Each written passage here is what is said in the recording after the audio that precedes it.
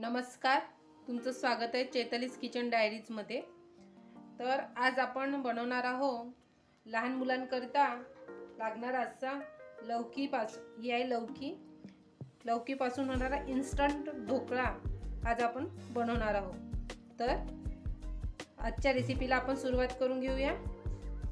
प्रथम मी लौकीचं देठ काढून घेते आणि याचे छिलके काढून घ्यायचे पूर्ण। या एवढ्या लौकीत छोटे मोठे 4 जणांचा नाश्ता होतो आपला।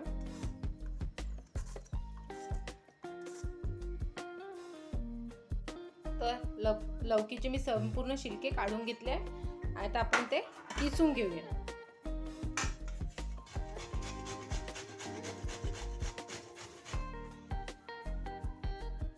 तर संपूर्ण लौकी मी किसून घेते आहे आणि मोठे यानेच किसलेले आहे।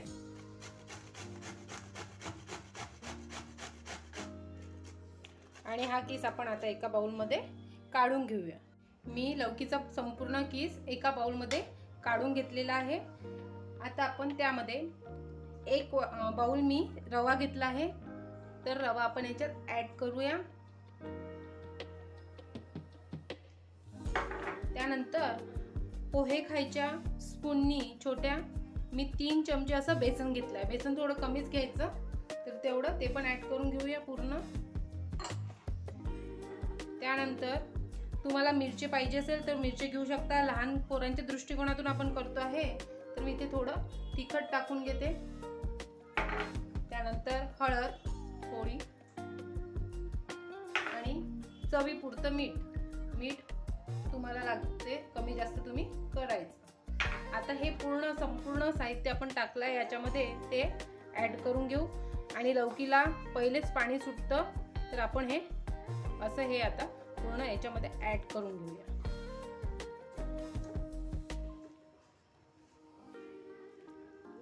या ठिकाणी आपण ते पूर्ण साहित्य मिक्स केलं। याच्यामध्ये काही पाणी पण आपण ऍड नाही केलं। आता याच्यावर 10 मिनिटं आपण हे झाकून ठेवू, कारण की याच्यामध्ये आपण रवा टाकलेला आहे, तो चांगला सेट होतो मग। तर 10 मिनिटं आपण हे मिश्रण झाकून ठेवूया। इथे आता 10 ते 15 मिनिटं हे झाकून ठेवलं होतं, ते आता आपण काढून घेऊया। आता आपला रवा चांगला सेट झाला असेल। आता त्यामध्ये मी 2 चमचे म्हणजे छोट्या चमच्याने दही टाकते। दही ऍड करून घेऊया आणि हे मिश्रण पुन्हा मिक्स करून घेऊया आपण दही टाकल्यानंतर।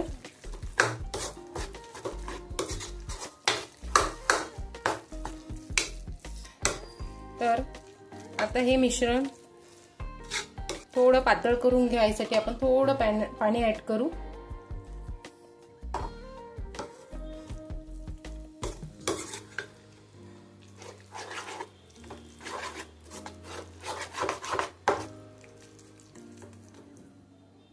याच्यामध्ये सांबार टाकून घेऊया आणि पुन्हा हे मिश्रण एकत्र करून घेतल्यानंतर याच्यामध्ये मी इनो टाकते आहे। तर इनो टाकल्यानंतर त्यावर थोडं पाणी टाकायचं। आपण कधी पण कशामध्ये इनो टाकलं की त्याच्यामध्ये वर थोडं पाणी टाकायचं, तेव्हाच ते इनो काम करताना दिसेल आपल्याला। नाहीतर आपण म्हणतो का इनो टाकलं तरी आपला ढोकळा कोणत्याही ढोकळ्यात तुम्ही टाकत असाल, इन्स्टंट कोणत्याही रेसिपीमध्ये इनो टाकत असाल, तर त्याचं काम तेव्हाच होते की जेव्हा आपण त्याच्यावर थोडं पाणी टाकायचं इनो टाकल्यानंतर। जर तुम्हाला बेकिंग सोडा असेल घरी तर बेकिंग सोडा टाकायचा आणि त्याच्यावर थोडं लिंबू ते 2-4 बूंद टाकायचे, तर मग ते इनो सारखंच काम करतं। आता हे छान फेटून घेतल्यानंतर मी इथे एक कुकरचा डब्बा घेतलाय, त्याच्या मला तेल लावून घेतलंय खाली तळाशी। आता हे पूर्ण सारण आपण त्यामध्ये टाकून देऊ घ्या, किंवा एखादा गंज घ्या। गंजात मी तळाशी पाणी टाकलेलं आणि एक अडणी ठेवली आणि ज्या डब्यामध्ये आपण सारण टाकलेलं आहे तो डब्बा त्यात शिजवण्याकरता ते ठेवून देऊ। 10 ते 15 मिनिट आपण याला छान शिजवून घेऊया। पाहू शकाल आता आपला ढोकळा शिजलेला आहे। तर हे पहा इझिली चाकू निघतंय, काहीच नाही। तर आपण याला आता बंद करून घेऊ गॅसला। बाहेर काढून घेतले डब्याला, थोडा वेळ थंड होऊ द्या आणि नंतर होऊ देऊया आणि नंतर मग ताटामध्ये आपण हा काढून घेऊ. याच्या ज्या किनार आहे साईडच्या त्या आपण हलक्या करून घेऊ. ताटामध्ये आता हे काढून घेतलंय. आता झालेलं आहे. आता आपण याचे छान छोटे छोटे पीसेस करून घेऊया.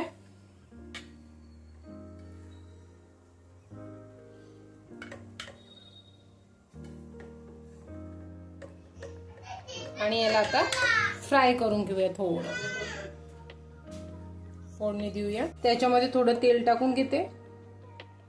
बस एक गुटलं आपण तेल टाकून घेतलं. ते गरम झालं की त्यात आपण मोहरी टाकून घेऊया. बढिया. आणि मोहरी टाकल्यानंतर थोडी तीळ,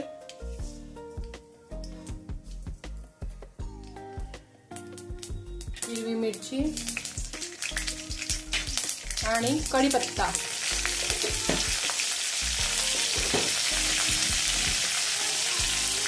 ढोकळे मी पूर्ण बाजूला करून घेतले, ते याच्यामध्ये टाकून घेऊया.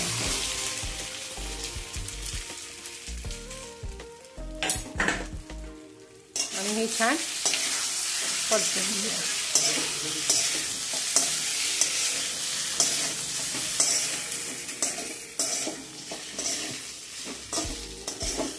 थोडा वेळ होऊ द्या, म्हणजे त्याला छान सगळं ते फोडणी लागल्या जाईल. आणि त्यावर सांबार टाकून घेऊ थोडा.